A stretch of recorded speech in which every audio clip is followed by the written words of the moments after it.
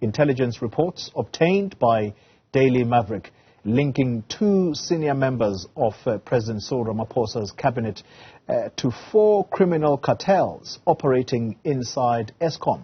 Well, let's try and piece this information together now, if we can, and to help us do that is investigative journalist working on this particular story, Erika Gibson, but she reports for City Press. Erika, good morning to you, and thank you very much for your time. Let's start with the article that came out in the City Press yesterday. You were among the reporters who wrote that story. Let's begin with Pravin Gordhan.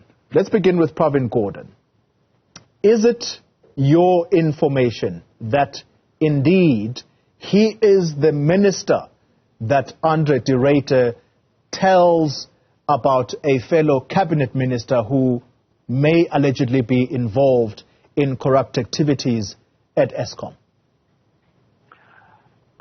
Yes, good morning, colleague. My information confirms that Minister Gordhan was not only briefed once, but that he was briefed on a number of occasions, and that he was kept in the loop as the deeper investigation into corruption in Eskom was progressing.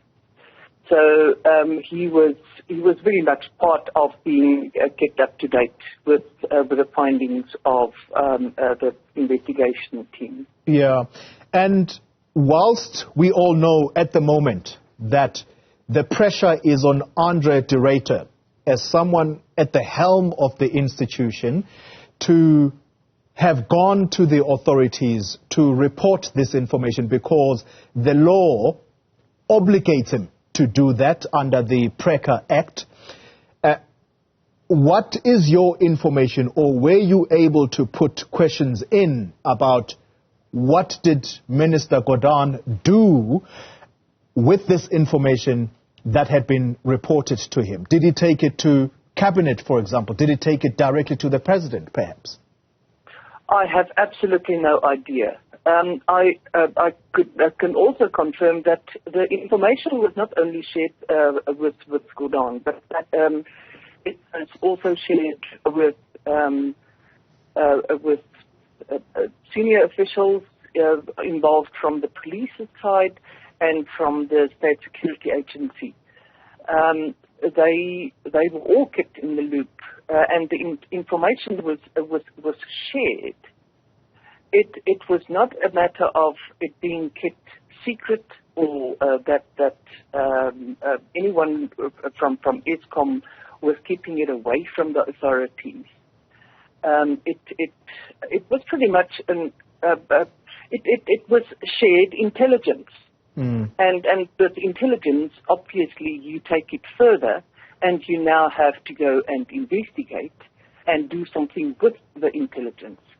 What everybody else did with the intelligence reports that they received, I can't tell you, and I suppose we would all very much like to know what happened to those reports. Exactly.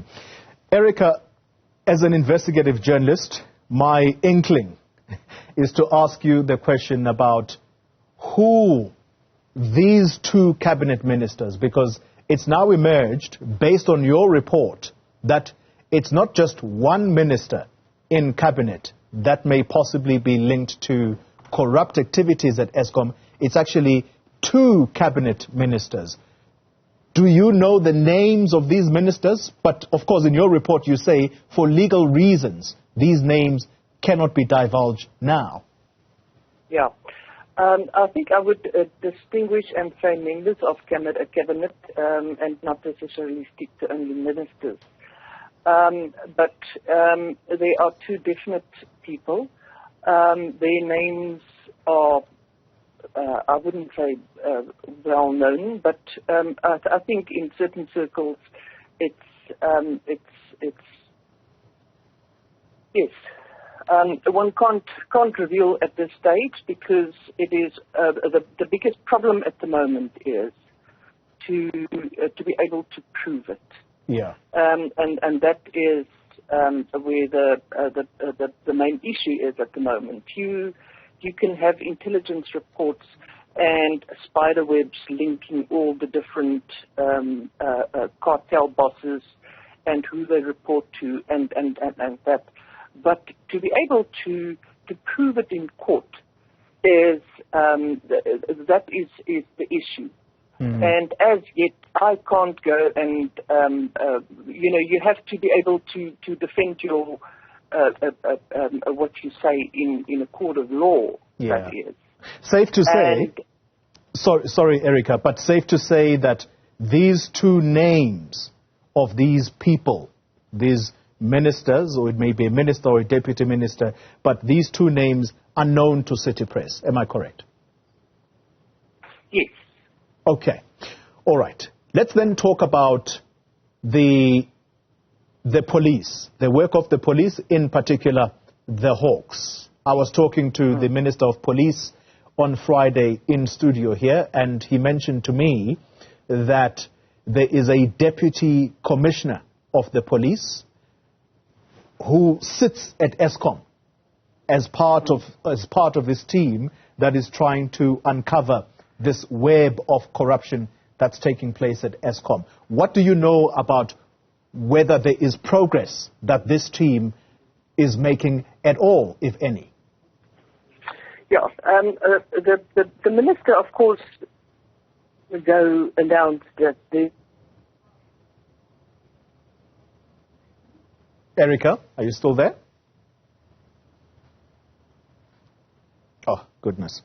Erika Gibson, I think the line may have dropped. Erika, let me attempt one last time. All right, it looks like we did lose Erika during that last bit of conversation. Let's see if we can try and reconnect. Hopefully in the last few minutes that are left of the show, we will be able to conclude this conversation with her. It's a very important story. Erika, I'm told we have been able to re-establish the line. Let me crystallize my question. Do you know whether the police units, let me put it that way, police units that are stationed at Eskom are making progress at all in uncovering this web of corruption? What I know about the police is that there is huge concern that some of these cartels actually have links with the police in Mpumalanga. And because of that very same reason, some units from other provinces, specialist units, have been brought in to investigate particular aspects, like, for instance, the theft of coal and the offloading of coal in strange places and so on, for the very same reason that they bring in units from outside to prevent any tip-offs to the police should they want to strike. So that much I know. I also know is that there is a former general from a few years back who is in process of being appointed to a specific post, and that he would sort of take things a little bit further because of his expertise. And that in itself is, my deduction is that there isn't the progress that one would have liked to see from the existing team. Yeah. So there is, but at least there are steps by the police to get additional expertise in, to take these very complicated, to investigate a cartel it takes quite a bit of doing, and that they are in process of finalizing the appointment of this general to really have a sort of a hands-on working in the field, getting some conclusive evidence to take some of these matters to court. Erika Gibson, let me thank you sincerely for your time and sharing at least what you have been reporting on and indeed what you have been able to uncover. It is a tricky job indeed, trying to uncover the web of corruption. These are cartels, and hopefully Erika Gibson is one of the people that we could possibly tap into whenever we need clarity around this issue.